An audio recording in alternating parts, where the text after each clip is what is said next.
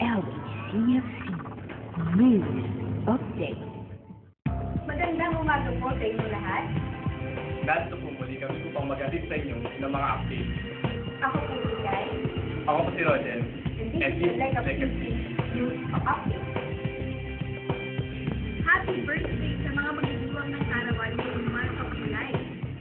Happy birthday!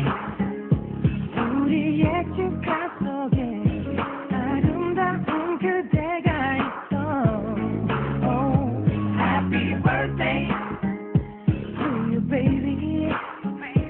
듣고인 나요 이 노래를. 우리 같이 celebrate my love.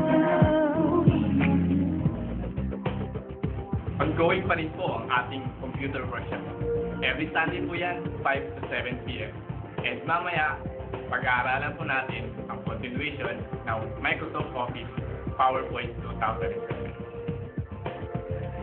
This month of July po ay magkakaroon na naman ng enrollment for the new batch of students para sa music school. Our morning service starts at 10 a.m. and ends at 12 noon every Sunday. Enjoy God's presence and fellowship with our co-believers. For the young people, the youth service is for you, 2:30 p.m. until 4 p.m. every Sunday.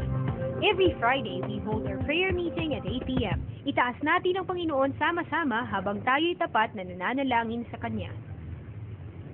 It's great to spend more time with our co-believers as we study His Word. So make sure na may cell group ka ng kinabibilangan.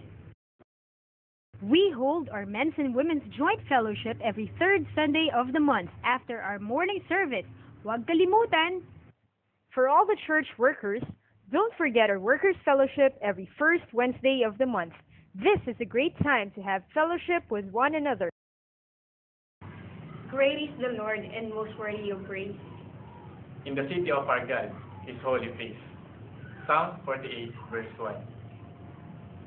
See you next week for another exciting edition of Like a PC News Update. LHCFC News